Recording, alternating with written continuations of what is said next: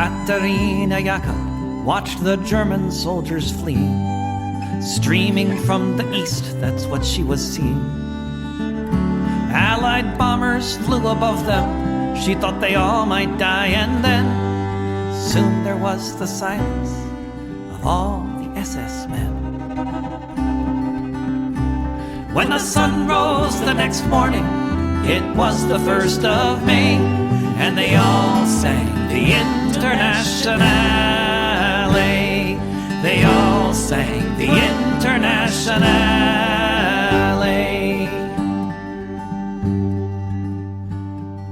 Katerina Jakob saw red flags flapping in the breeze above the Russian tanks, and she fell upon her knees.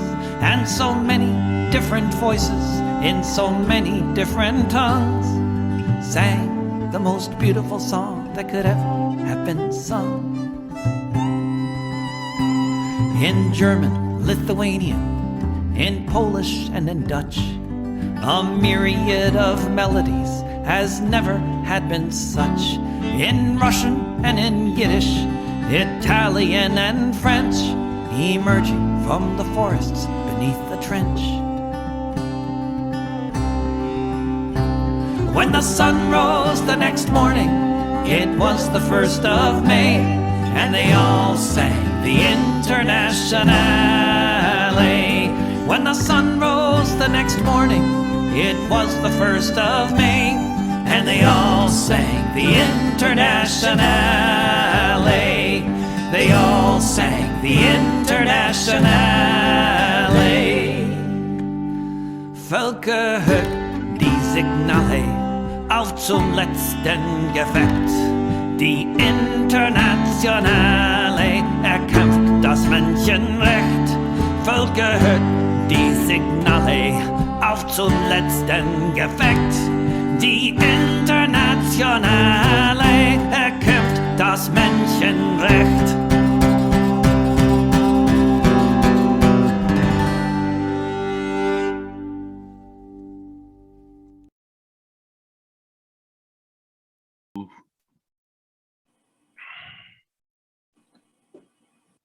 Hello and welcome to Revolutionary Socialist Review with Chris Driscoll and Rainer Shea. Tonight's episode focuses on China, the good, the bad, and the ugly. China and the US, definitely kind of ugly these days. And we start with China's common prosperity. China's common prosperity is a program which was announced by President Xi in July and has many facets, but for instance, the 72-hour work weeks that some tech firms require their employees to work without any compensation was declared illegal last week by the Chinese Supreme Court. China has limited homework from schools. The situation in China for school children was that school children literally were in school or in tutoring from the time they got up in the morning to shortly before they went to sleep at night.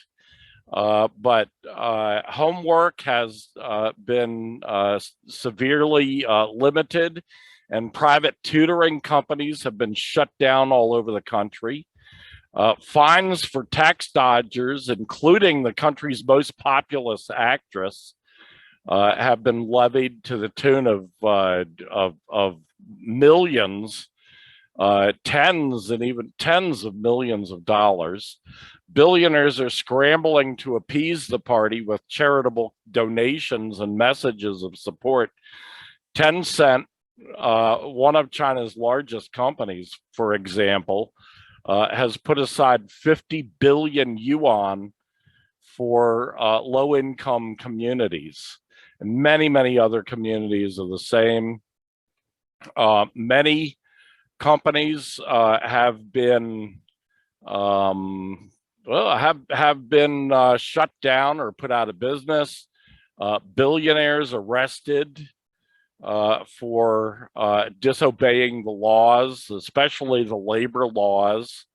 The new laws curbing listing companies on foreign stock exchanges have been created in the last couple of months that encourage and require, in some cases, companies in China to list their companies on Chinese stock exchanges rather than listing them on foreign stock exchanges. President Xi, in a speech to the party members in July, stated, "Realizing common prosperity is more than an economic goal.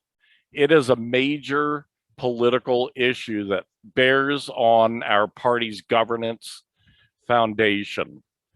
We cannot allow the gap between rich and poor to continue growing, for the poor to just keep getting poorer while the rich continue to get richer. We cannot permit the wealth gap to become an unbridgeable gulf. We should see that people have a stronger sense of fulfillment, happiness, and security, and make them feel that common prosperity is not an empty slogan, but a concrete fact that they can see and feel for themselves." The Soviet Union, Xi warned, was the first socialist country and once enjoyed spectacular success. Ultimately, however, it collapsed mainly because the Communist Party of the Soviet Union became detached from the people and turned into a group of privileged bureaucrats concerned only with protecting their own interests. So basically, in China today and for the last 4 or 5 months, there's been a real crackdown on big business and billionaire criminality. Big crackdown on corruption, and all with the ultimate goal of making the average person in China feel more secure, more prosperous, and more safe in the idea that the government and the state are behind them, not behind the capitalists. This is an important message to hear from China's president regarding the history of the Soviet Union, because this event in history, the fall of the Soviet Union, is something that all communists should thoroughly study so that we don't repeat that biggest of Marxism-Leninism's mistakes. I mean, isn't this what the anarchists are warning about whenever they claim that Marxism-Leninism leads to failed revolutions? Their number one concern is that when you create a new state, that state is going to become corrupted. And according to Xi Jinping, that's exactly what happened.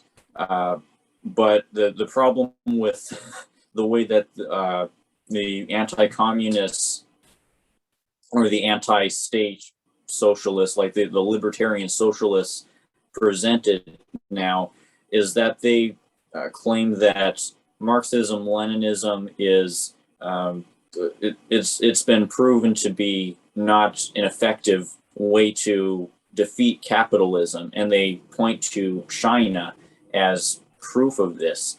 But this is a dishonest argument, because as we see, the Chinese government is working to avoid the missteps of the Soviet Communist Party. They're working to address these class contradictions, and they are not guilty of any of the human rights abuses that the U.S. State Department accuses China of, and that a lot of anarchists opportunistically claim are true. Very good point. Very good point. I think this whole thing is extremely important. Z is basically saying that this is not just an economic goal, this common prosperity, that this is a political message for the entire country. And it's an important political message because it says that while China allows capitalism to coexist with socialism as a junior partner, not as a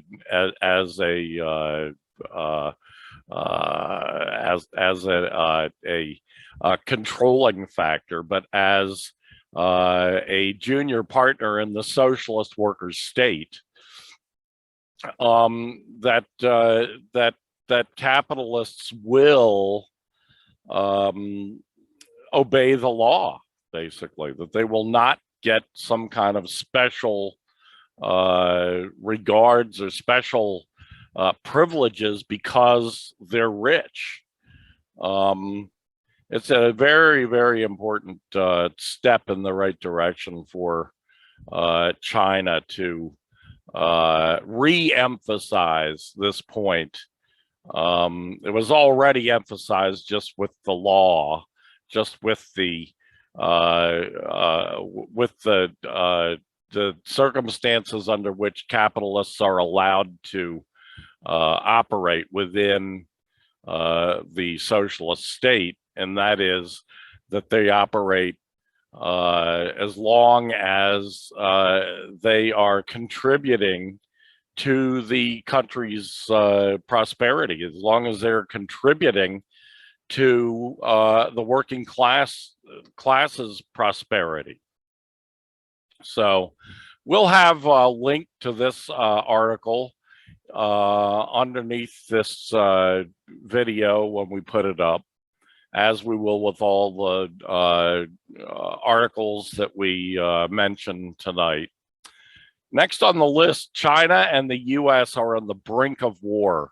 Declining Anglo-Saxon powers intensify alliance. Now this comes from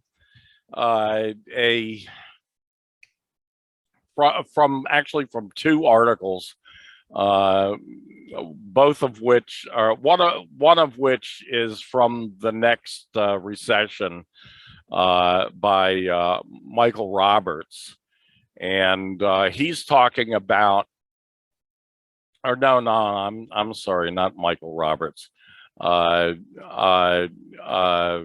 the Greenville Post, from Eric Zwies from the Greenville Post, dated the 13th of September.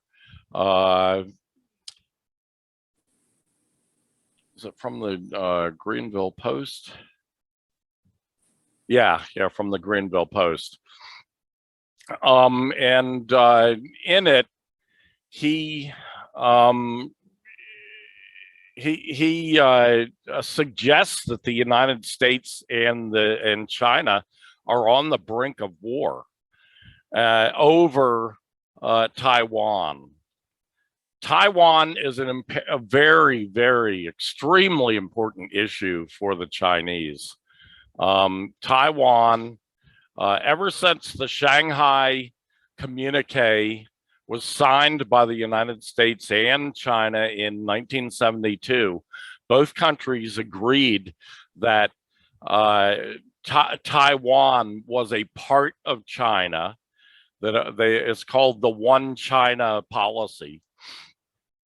And now, under the Biden regime, Biden is, first of all, threatening to change the name of the U.S. office to the Republic of China office rather than the Taiwan office.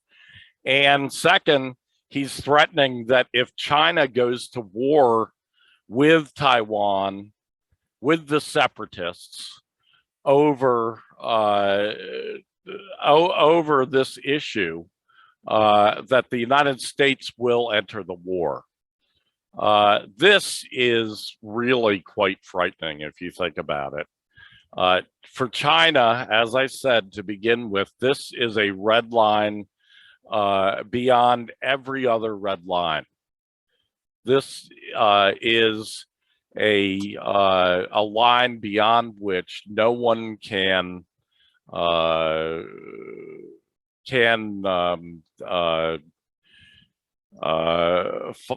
cross. Meanwhile, the US, the UK, and Australia have signed a new defense pact, obviously aimed at China, in which all three Anglo-Saxon powers basically pledged to act as one with their naval forces. And those naval forces, we know already, are cruising through Chinese waters, through the South China Sea, for instance, deliberately incurring on Chinese territorial waters. This is really just another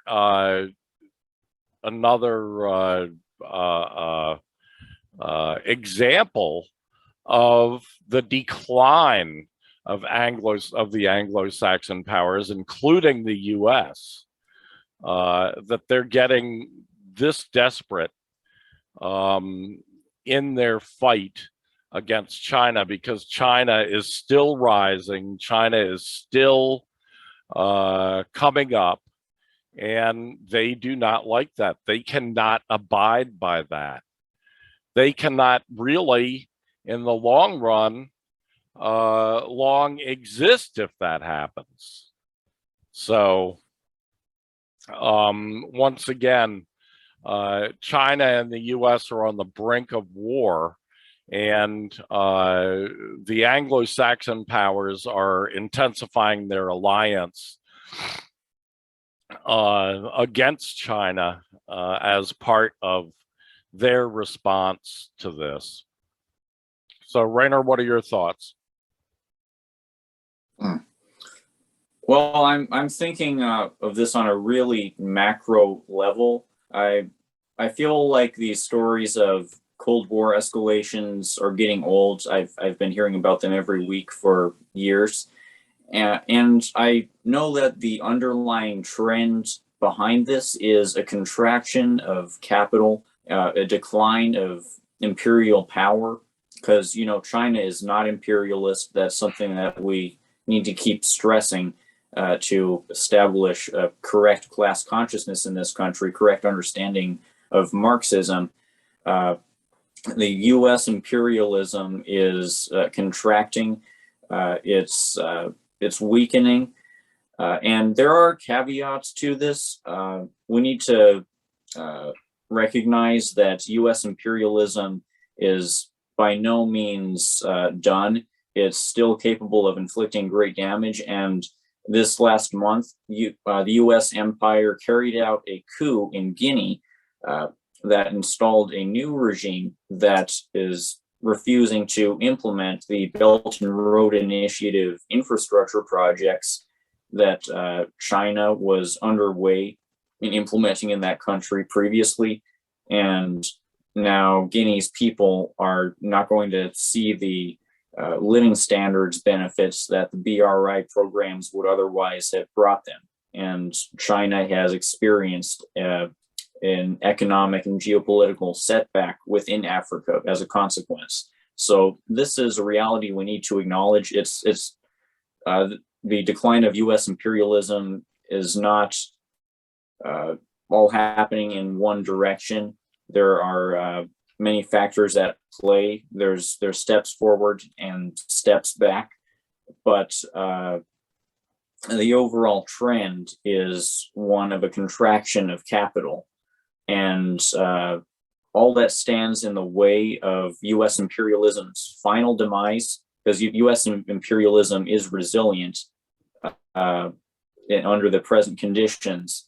All that standing in the way of U.S. imperialism's final demise is a change in the conditions to a point where the global proletariat can stand up for itself and organize to carry out a new wave of socialist revolutions that dramatically weakens U.S. capital, that shortens the reach of the U.S. within global markets.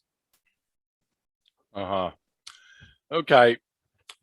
Next on the list, coups, censorship, and propaganda, the U.S. Cold War playbooks, murder, an American pastime.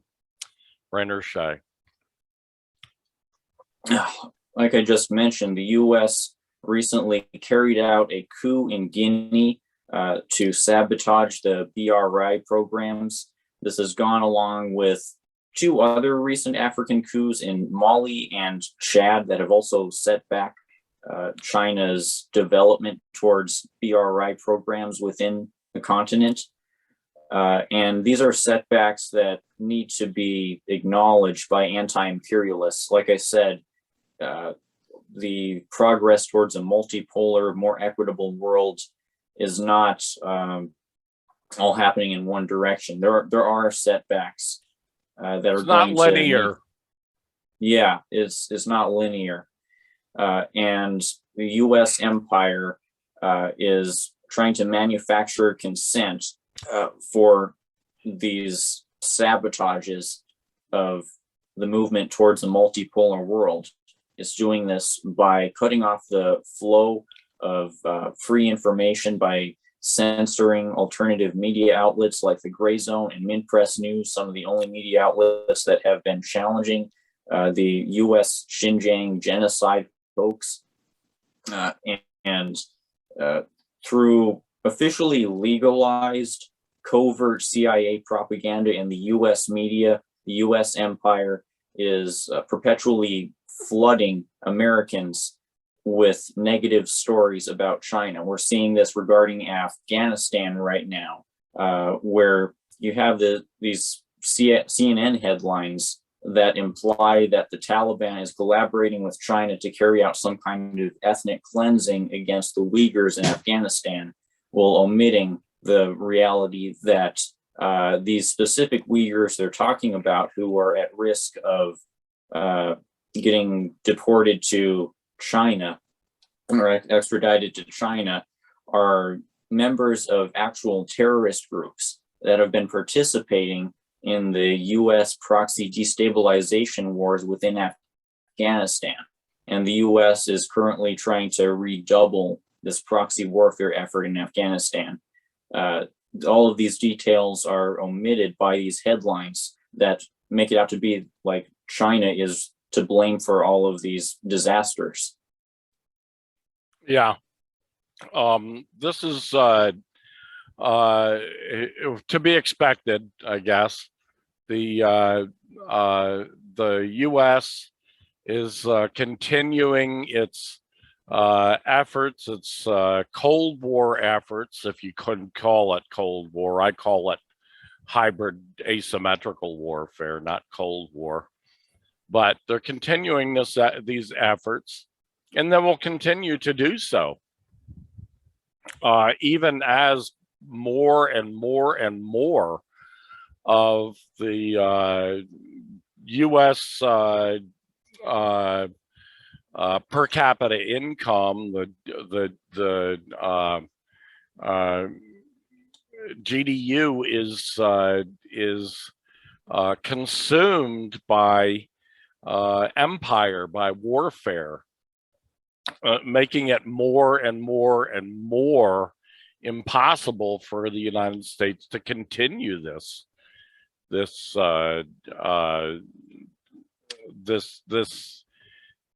incredibly costly imperial project.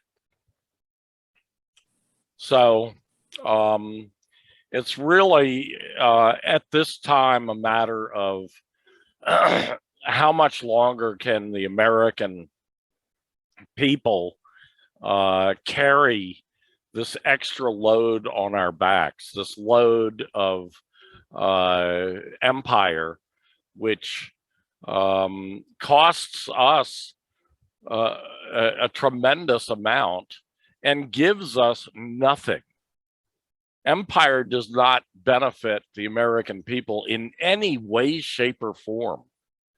It only benefits the rich. And yet we pay for it. We pay for all of this, for all of these coups and censorship and propaganda. We pay for all of these Cold War aspects, Cold War playbooks or pages from the Cold War playbooks. We pay for it all. And it's getting more and more impossible for us to do so. So anyway, next on the list, U.S. human rights propagandists cover tracks of Uyghur terror. I mentioned how these deceptive headlines and also these deceptive tweets from sketchy Twitter accounts like what was it called? The East Turkestan Liberation Representatives.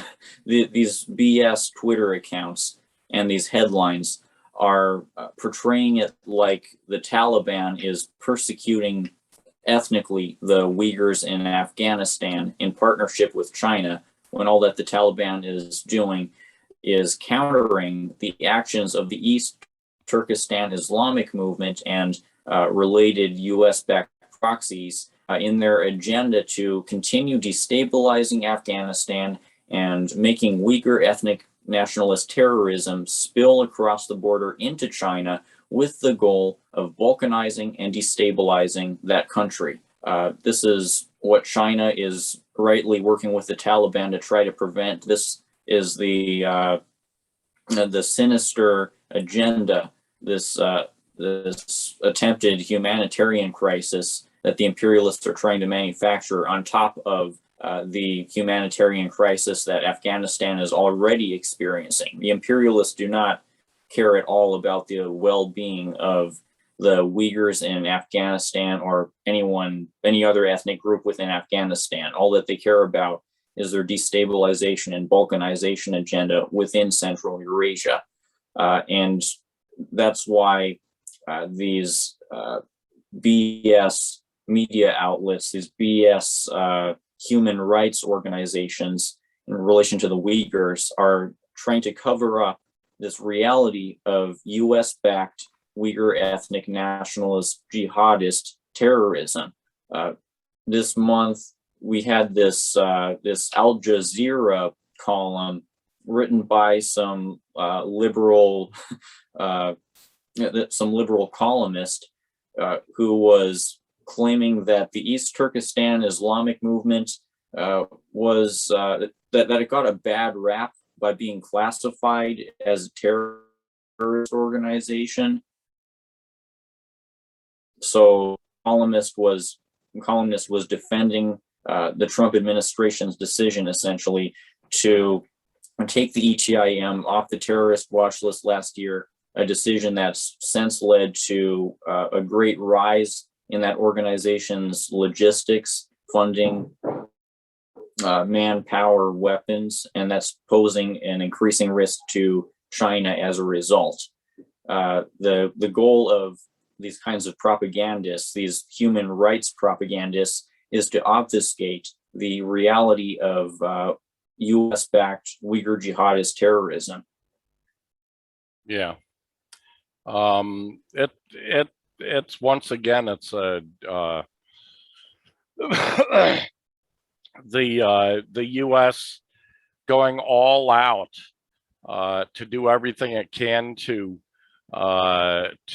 undermine China's common prosperity, to undermine China's rise, to undermine China becoming the richest country in the world and the most prosperous country in the world, because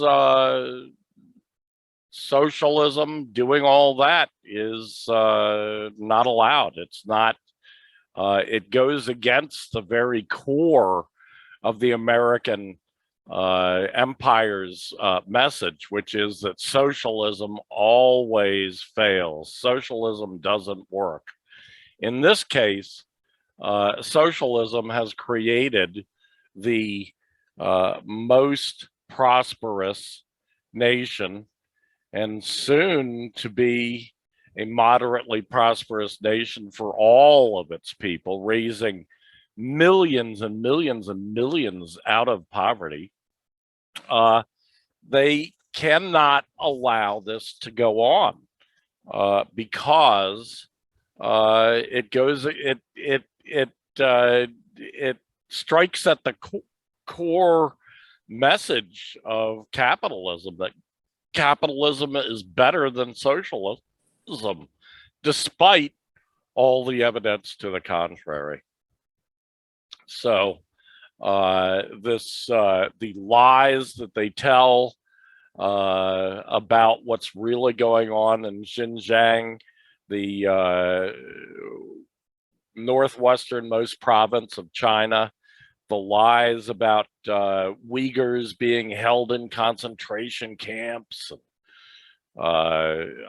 being second-class citizens, is quite the contrary. Actually, the Uyghurs in Xinjiang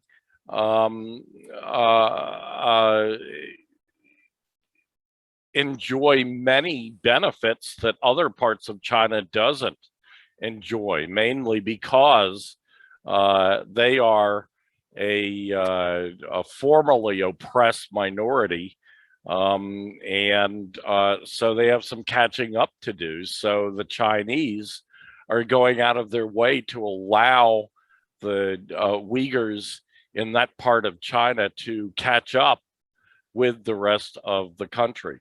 And as a result, they are actually enjoying benefits that people in other parts of China don't enjoy, to give them a chance to catch up.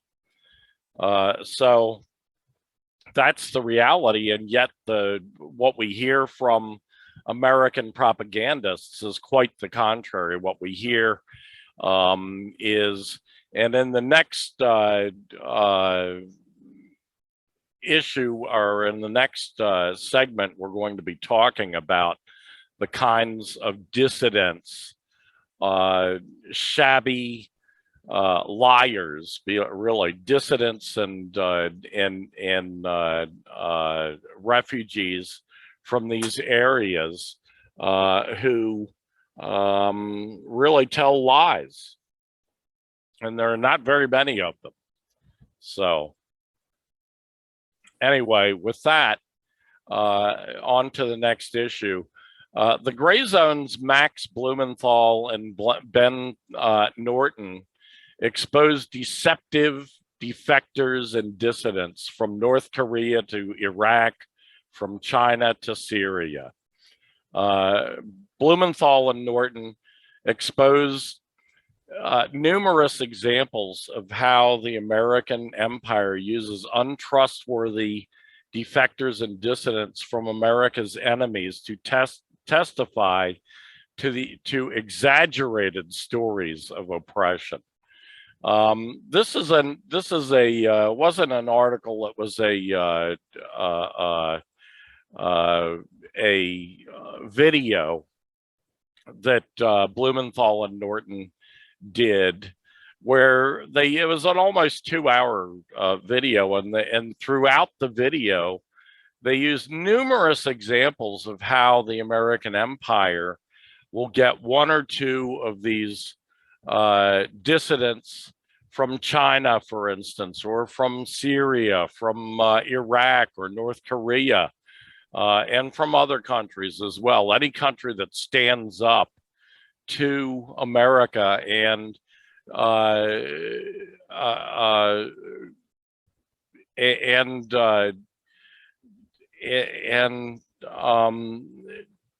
demands that its own sovereignty over its own country be respected is an enemy of the United States. And so the United States does the same thing. They trot out a few people from these countries who are defectors, in many cases, just absurdly so. For example, the Norton and Blumenthal talk about a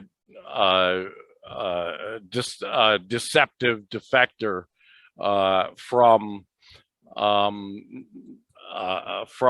Iraq, I think it was, or from Syria, who is obviously, the guy's he's a young man, but he's in a nice three-piece suit. He's obviously, he's very white. He's not brown skinned like most of the people of that country. He's very white skinned. And he comes out talking about how he's being oppressed. He was oppressed in that country, but it's a joke, really. It's obvious that this guy is a rich person who is not happy with the socialism that is causing him to have less money. That's what it really amounts to. Over and over again, different examples are shown in this video of these deceptive defectors and dissidents. So it's something that I urge everyone to watch. It's a little bit more than an hour long, and we'll have the link under this, listed under this video when it comes out. So, Rainer?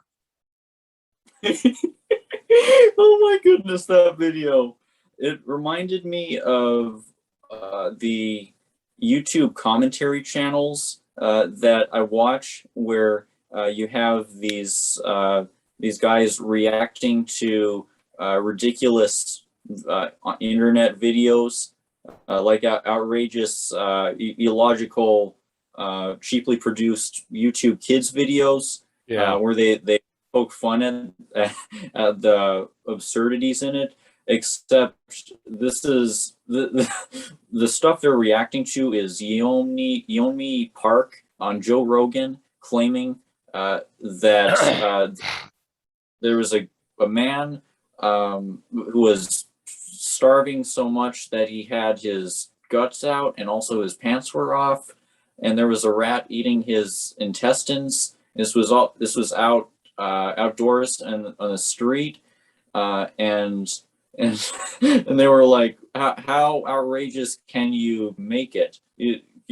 This person is just making random stuff up to be sensational.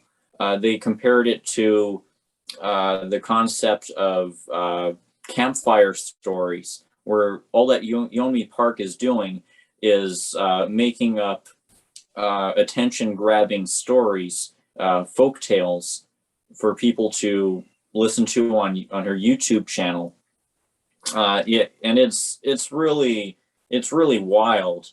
It's really very strange, very bizarre when you're coming at these kinds of stories from highly paid celebrity North Korean defectors from the perspective of somebody who has a critical eye on U.S. media coverage on North Korea.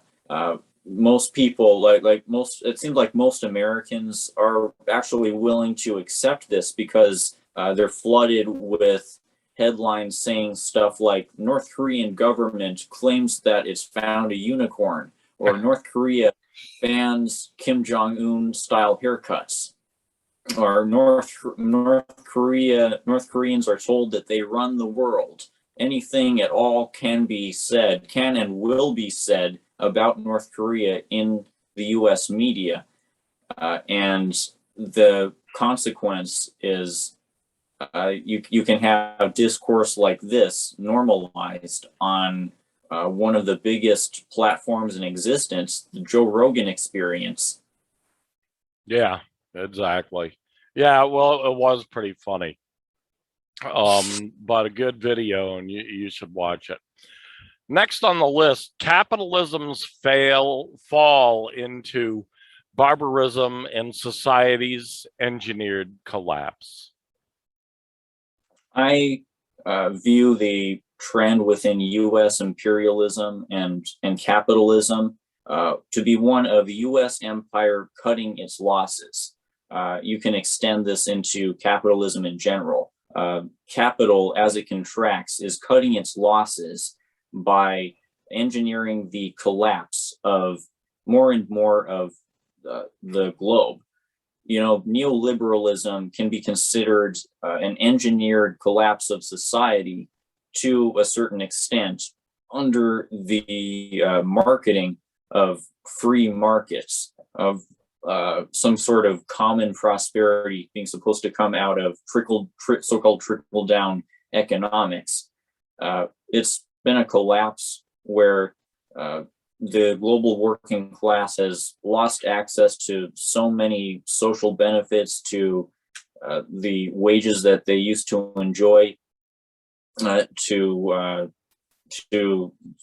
healthcare systems that aren't privatized. And of course, this is relative. Capitalism has always and will always be a necropolitical affair, where you have millions upon millions of people getting screwed over. But neoliberalism has been an intensification of this oppressiveness of capitalism, now to an extent where you have the U.S. empire not just dismantling the social functions that neoliberalism is tasked with dismantling, but also dynamiting the most basic social services, the most basic facets of society. I'm talking about places like Ethiopia, where the US empire has been unleashing its TPLF terrorist proxy forces to deliberately sabotage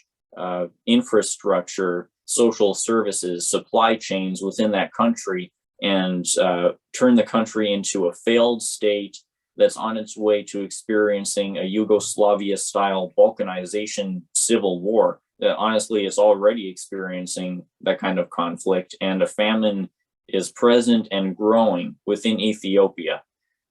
This is all part of U.S. imperialism's plan as it loses access to global markets, as more of the world, more of the global proletariat shifts towards a new China-led multipolar world that will hopefully soon experience a new wave of socialist revolutions. Washington is really trying to prevent this new wave of revolutions, this new series of socialist states, by preemptively destroying the conditions that could otherwise facilitate the construction of a state. The US is even sabotaging neoliberal capitalist neo-colonial states like the one in Ethiopia, all just so that it can cut its losses preemptively. Yeah, in this case, if they can't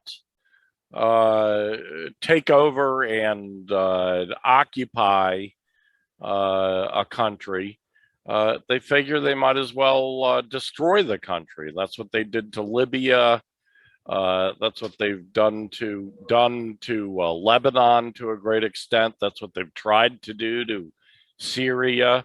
That's what they've done to Iraq.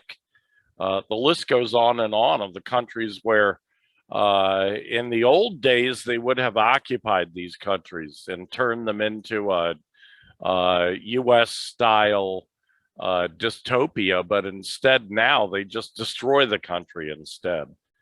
It's really it's really a frightening new development.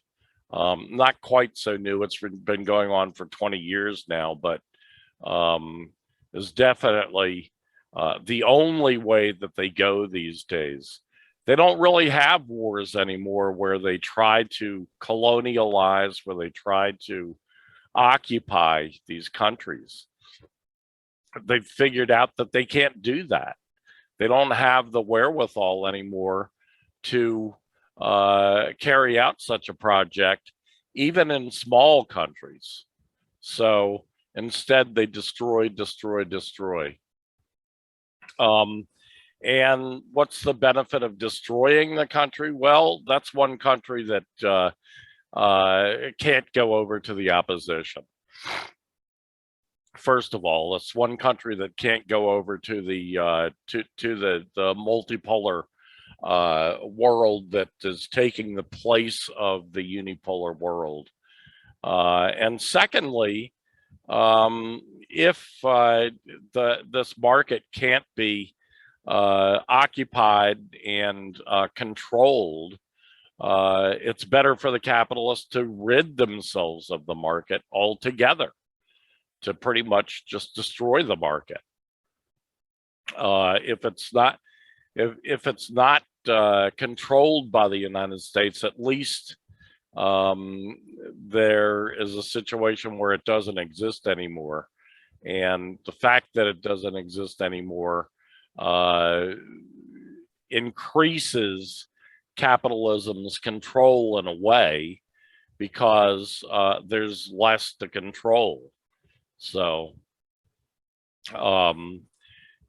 what's left seems bigger than it used to, because there's less of it. Anyway, that's our show for the night. Anything to add before we go? Well, you mentioned how the U.S. is essentially shrinking the world, shrinking the parts of the world that have functioning states in order to make U.S. imperial power bigger within the context of global civilization. So making civilization smaller so that it can retain power over what remains of civilization. But that's a double-edged sword for the imperialists, right? Because the smaller they make civilization, the smaller they make global markets, the smaller range capital will have to control markets. And you know, Marx wrote that that capital perpetually needs to expand. It really, it can't exist within one country. It needs to address its own crisis of overproduction that it inevitably creates for itself by perpetually expanding into new global markets. And what happens when capital is no longer able to do that? We're going to find out in the coming decades. Exactly. What happens is really dystopian. I'll leave it at that. And that's why we need to rise up and take over. That's why we need a global socialist revolution. And that's why we're looking towards all those countries that are leading that fight to create a global socialist revolution. Anyway, that's it for us tonight. So thanks for tuning in tonight. Thank you, Rainer, for everything you always do to make this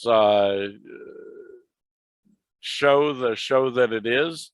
And thanks to everybody for tuning in, and come back next week when we'll have another episode of Revolutionary Socialist Review. Until then, I bid you a sweet adieu.